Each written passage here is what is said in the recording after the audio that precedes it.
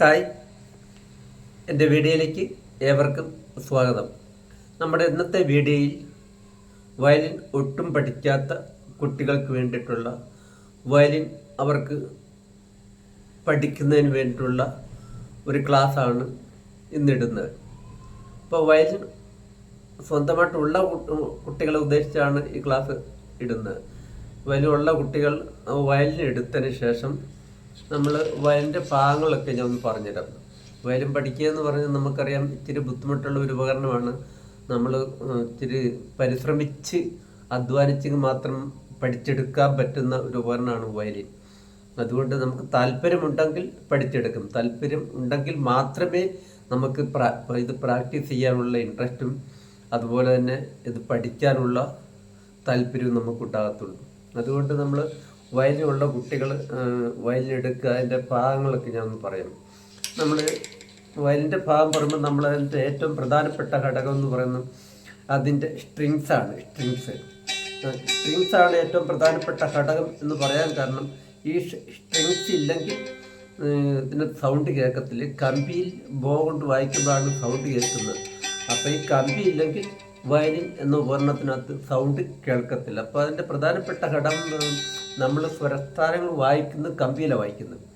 അപ്പോൾ അതിൻ്റെ വയലിൻ്റെ ഏറ്റവും പ്രധാനപ്പെട്ട ഒരു ഘടകം എന്ന് പറയുന്നത് സ്ട്രിങ്സ് തന്നെയാണ്. അപ്പോൾ അതിനകത്ത് നമ്മൾ 1, 2, 3, 4 കമ്പിയാണ് വയലിനകത്തുള്ളത്. നമ്മൾ ഈ ഒന്നാമത്തെ കമ്പി എന്ന് പറയുന്നത് നമ്മൾ കർണാട്ടിക്കായിട്ട് പറയുമ്പം ഇതിന് നമ്മൾ പഞ്ചമം എന്ന് പറയും, പഞ്ചമം. അതുപോലെ രണ്ടാമത്തെ സ്ട്രിങ് നമ്മൾ ഷഡ്ജം എന്ന് പറയും. ഈ 2 സ്ട്രിങ്സിൻ്റെ ബാസാണ് നമ്മൾ 4th, 3rd ആയിട്ട് വരുന്നത്. അപ്പം ഷഡ്ജം അതിൻ്റെ ബാസാണ് 4ാമത്തെ കമ്പി സ. ഒന്നാമത്തെ പഞ്ചമം അതിൻ്റെ ബാസാണ് 3ാമത്തെ സ്ട്രിങ്സ് ആയിട്ട് വരുന്നത്.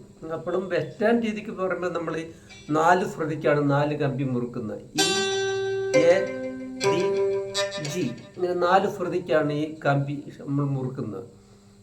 കർണാട്ടിക്കായിട്ട് മുറുക്കുമ്പോൾ നമ്മൾ അത് പാട്ടുകാർ ഏത് ശ്രുതിക്ക് പാടുന്നു ആ ശ്രുതിക്കായിരിക്കും നമ്മൾ സ്ട്രിങ്സ് മുറുക്കുന്നത്. അപ്പോൾ അത് ഷഡ്ജം പഞ്ചമം ഈ ശ്രുതി ലയിപ്പിച്ചുകൊണ്ടാണ് സ്ട്രിങ് സാറിന് മുറുക്കിയിടുന്നത്. അപ്പം നമ്മൾ വയലിനുള്ള കുട്ടികളാണെങ്കിൽ ഈ വയലിൻ ഒന്ന് എടുക്കുക. വയലിൻ എടുത്തിട്ട് നമ്മൾ വലത്തെ കാലിൻ്റെ ഒരു കുഴിഭാഗമുണ്ട്. കുഴിഭാഗത്ത് നമ്മൾ കെട്ട് ഉറപ്പിച്ച് നിർത്തുക. ഷോർട്ട് നമ്മൾക്ക് ഇങ്ങനെ പിടിക്കാം. അതല്ലെങ്കിൽ നമ്മൾ വയലിൻ തെറിച്ചു പോയിരിക്കുമ്പോൾ ഇങ്ങനെ ചേർത്ത് പിടിക്കാം. ഓരോ വയലും വായിക്കുന്ന ഓരോരുത്തരും പല രീതിക്കാണ് വയലിൻ പിടിക്കുക. ചിലർ ഈ ചെസ്റ്റിനെ ചേർത്ത് ഇങ്ങനെ പിടിക്കും, ചിലർ ഇങ്ങനെ പിടിക്കും. അപ്പോൾ നമുക്കത് വയലിൻ തെറിച്ചു പോകരുത്. ഇതാണ് നമ്മൾ ഉദ്ദേശിക്കുന്നത്. വയലിൻ നമ്മളിങ്ങനെ വെച്ച് കൈ വിട്ട് കഴിഞ്ഞാൽ വയലിൻ നമ്മൾ അവിടെ തന്നെ ഉറച്ചിരിക്കണം. ഇതാണ് നമ്മൾ ഉദ്ദേശിക്കുന്നത്. അപ്പം നമ്മൾ ഇങ്ങനെ വയലിൻ വെക്കുക. എന്നിട്ട് നമ്മൾ ബോ എടുക്കുക. ബോ എടുത്തതിന് ശേഷം ബോ പിടിക്കുന്ന രീതിയുണ്ട്. പല ആൾക്കാരും പല രീതിക്കാണ് ബോ പിടിക്കുന്നതെങ്കിലും നമ്മളതിൻ്റെ തിയറിക്കലായിട്ട് നമ്മൾ ഈ കറുത്ത ചുറ്റിൻ്റെ ബോർഡ് താഴെ ഒരു കറുത്ത ചുറ്റുണ്ട്. ആ ചുറ്റിന് താഴെ ഈ തള്ളവെല്ല് അതിൻ്റെ അറ്റം ടച്ച് ചെയ്യുക. ഇങ്ങനെ കയറ്റി പിടിക്കരുത്. അറ്റം മാത്രം അതിൻ്റെ തൊട്ട് മുകളിലായിട്ട് ഈ 3 വിരൽ ഒരുമിച്ച് പ്രസ് ചെയ്യുക.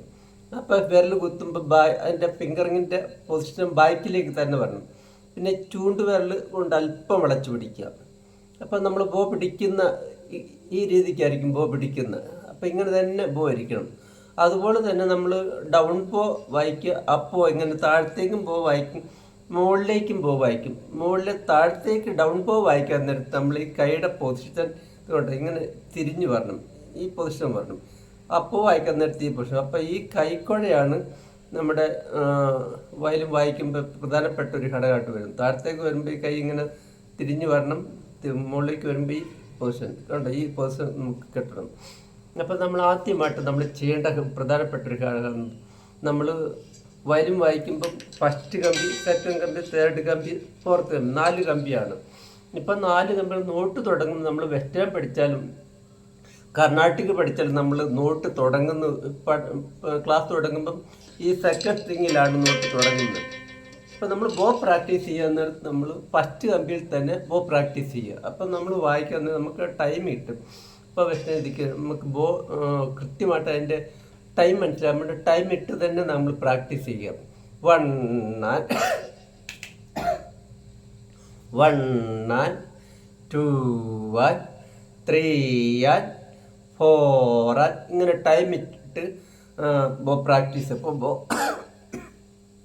ഇപ്പോൾ നമ്മൾ രണ്ടായിട്ട് ഡിവൈഡ് ചെയ്താൽ ഒന്നാം ഭാഗം രണ്ടാം ഭാഗം 2 ഭാഗമായിട്ട് നമ്മൾ അതിനെ വീണ്ടും ഡിവൈഡ് ചെയ്ത് ഒന്നും കൂടെ വായിക്കുക. അപ്പം 2 ഭാഗം, ഇവിടെ 2 ഭാഗം വരും, ഇവിടെ 2 ഭാഗം, അങ്ങനെ 4 ഭാഗം വരും. അപ്പം നമ്മൾ കൈ പിടിച്ചിരിക്കുന്ന ഭാഗത്തിന് നമ്മൾ ഹെഡ് എന്ന് പറഞ്ഞു, ഇതിന് നമ്മൾ മിഡിൽ എന്ന് പറയും, ഇതിന് നമ്മൾ പോയിന്റ് എന്ന് പറയും. അങ്ങനെ 3 ഭാഗമായിട്ട് ബോ വരുന്നത്. അപ്പം നമ്മൾ ഒന്നാം കാലം പ്രാക്ടീസ് ചെയ്യാൻ നേരത്തെ നമ്മൾ ബോ കംപ്ലീറ്റ് പ്രാക്ടീസ് ചെയ്യണം. അപ്പം നമ്മൾ ഇവിടുന്ന് വായിച്ച് നമ്മൾ ഇപ്പോൾ സെക്കൻഡ് സ്ട്രിങ്ങിലായപ്പോൾ വായിക്കുന്ന ഇവിടുന്ന് വായിച്ച് ബോ പിടിച്ചിരിക്കുന്ന കൈ പിടിച്ചിരിക്കുന്ന അവിടെ നിന്ന് വായിച്ച്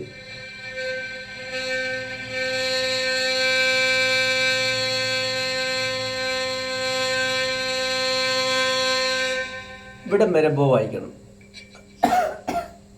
അപ്പം ബോ കംപ്ലീറ്റ് നമുക്ക് പ്രാക്ടീസ് കിട്ടാൻ വേണ്ടി അങ്ങനെ ചെയ്യുന്നത്.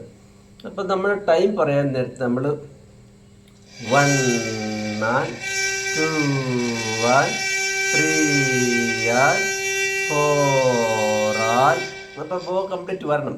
എന്നിട്ട് അവിടെ റിട്ടേൺ വായിക്കാം.